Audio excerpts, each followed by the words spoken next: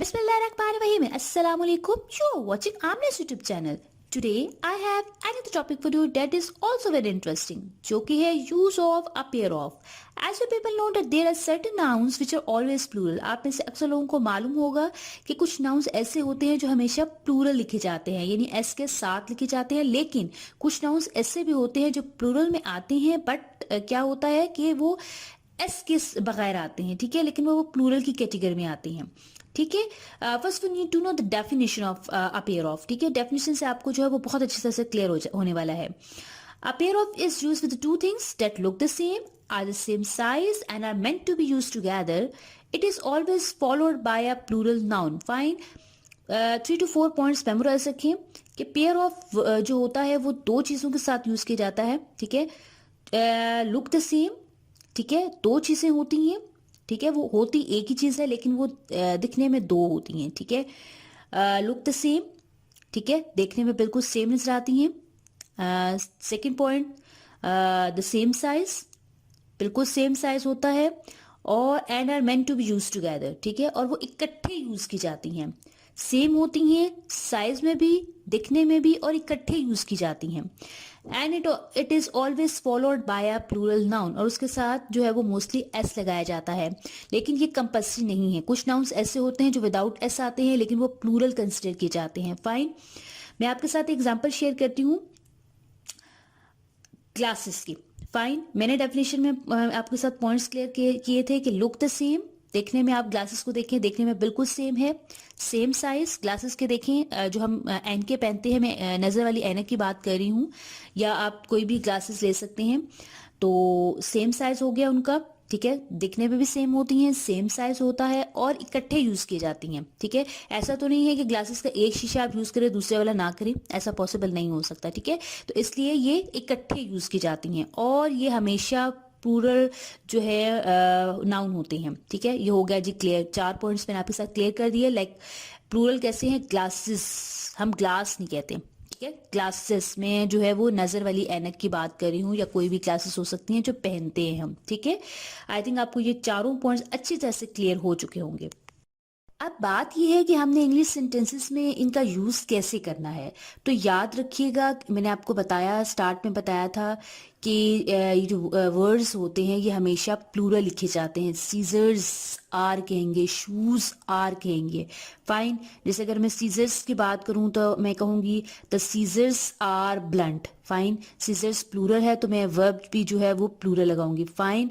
लेकिन एक और बात ध्यान से सुनने की जरूरत है यहाँ पर कि जो पेयर ऑफ, अगर आप द सीजर्स आर ब्लंट ऐसे नहीं लिखना चाहते, ठीक है, तो आप ऐसे यूज कर सकते हैं पेयर ऑफ, या पेयर्स ऑफ कह सकते हैं आप. ठीक है, अगर एक पेयर की बात करेंगे तो आप पेयर लगाएंगे. एक पेयर की अगर आप बात करेंगे, अगर ज्यादा पेयर्स की बात करेंगे तो आप कहेंगे पेयर्स ऑफ. मसलन पेयर ऑफ का मतलब होता है, पेयर ऑफ शूज की अगर बात करें तो pair of shoes means one set of same style shoes. ठीक है, पेयर ऑफ शूज के मतलब होता है कि एक पेयर है, सेम स्टाइल है, एक ही सेट है. ठीक है, एक सेट की बात हो रही है. ठीक है, अगर आप कहते हैं पेयर्स ऑफ शूज तो means more than one set, यानी एक से ज्यादा सेट की बात करते हैं तो पेयर्स ऑफ शूज आप कहेंगे. फाइन. अगर आप कहते हैं आ पेयर ऑफ शूज, फिर आप वर्ब हमेशा सिंगुलर लगाएंगे. A pair of shoes is near a bed. ठीक है, इज नियर अ बेड. मैं यहाँ पर दोबारा बात को रिपीट करती चलूं कि ये वर्ड्स जो होते हैं जो मैं आपके साथ आगे शेयर करूंगी, जैसे सीजर्स हो गया, ग्लव्स हो गया, ये हमेशा जो है वो इंग्लिश ग्रामर में प्लूरल लिखे जाते हैं. ठीक है, और इनके साथ वर्ब हमेशा प्लूरल लगेगा. लेकिन अगर आप एक पेयर की बात कर रहे हैं, आ पेयर ऑफ शूज, ठीक है, इज नियर अ बेड, इसका मतलब है, मैंने यहाँ पर शूज के बाद इज इसलिए लगाया क्योंकि मैं बात कर रही हूं एक पेयर की, आ पेयर ऑफ. ठीक है, इसलिए मैंने शूज के बाद वर्ब जो लगाया वो इज सिंगुलर लगाया. अगर मैं कहूंगी पेयर्स ऑफ शूज, ठीक है, तो फिर मैं आर लगाऊंगी क्योंकि मैंने एक से ज्यादा जोड़ों की बात करी, एक से ज्यादा पेयर्स की बात हो रही है. Fine. Now move towards the list. List के में फर्स्ट वर्ड है हमारे पास ग्लव्स. ठीक है, डेफिनेशन के according look the same, same size and are meant to be used together and always followed by a plural noun. ठीक है, same है देखने में, साइज में सेम होते हैं ग्लव्स. ठीक है, देखने में सेम लगते हैं और इकट्ठे जो है वो यूज किए जाते हैं। ऐसा तो नहीं होता कि एक पहना जाए दूसरा ना पहना जाए, ऐसा बहुत रेयर होता है कि एक जो है वो ग्लव्स पहना जाए। फाइन। और हमेशा इसमें प्लूरल नाउन होता है, यानी एस इसमें लगा होता है। फाइन, ये डेफिनेशन के अकॉर्डिंग ये जो है वो कंप्लीट हो गया। नेक्स्ट है हमारे पास सिजर्स, ठीक है, जो मैं ऑलरेडी वीडियोस पे बना चुकी हूँ। सिजर्स वर्ड होता है क्योंकि इसके दो ब्लेड्स होते हैं, that's why we call it scissors, not scissor. Fine. Third है जीन्स, ठीक है, दो होते हैं इसके। हैंडकफ्स, हथकड़ियाँ, ठीक है, ये भी दो होती हैं। इयररिंग्स, ठीक है, एस है इसके साथ। नेक्स्ट बूट्स, ठीक है, शूज और बूट्स पे भी मैं ऑलरेडी वीडियो बना चुकी हूँ। There is a difference between shoes and boots. Next ice skates, ये भी दो होती हैं। आपको पता है आइस स्केट्स क्या होता है, आप स्क्रीन पे पिक्चर दे सकते हैं। नेक्स्ट पजामास, ठीक है, ये भी दो होते हैं। ईयरमफ्स, ईयरमफ्स आप सबको पता है नॉइस पोल्यूशन या डस्ट या टेम्परेचर वगैरह को के लिए पहने जाते हैं। नेक्स्ट पैंट्स,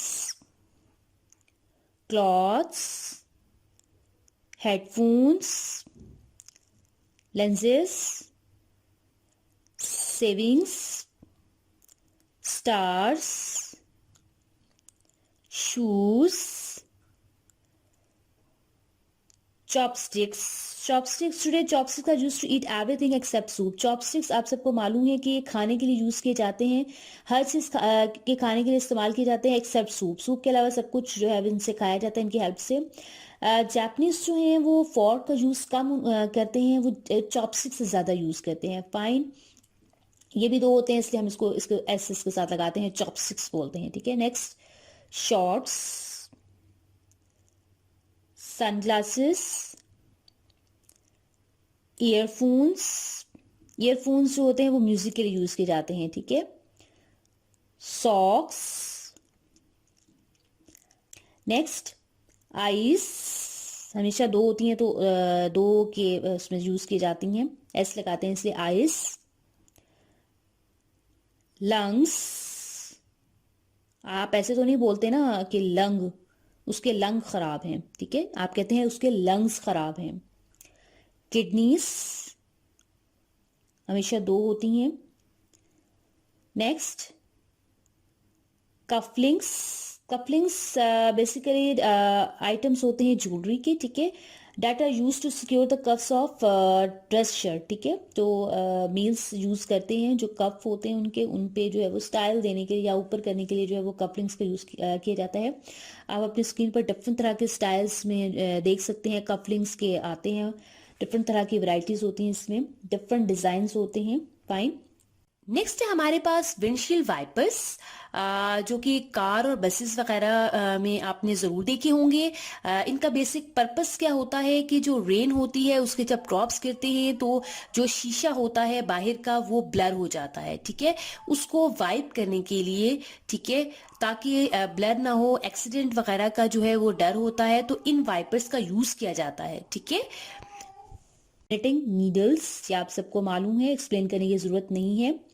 नेक्स्ट वर्ड है हमारे पास क्रचेस। क्रचेस आप सबको मालूम है बिसाकी, ठीक है, जो क्रिपल्ड पर्सन जो होते हैं वो यूज़ करते हैं, जो माजूर लोग होते हैं वो यूज़ करते हैं, ठीक है।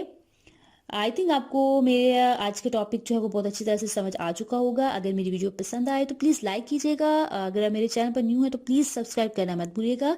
And thanks for watching my video.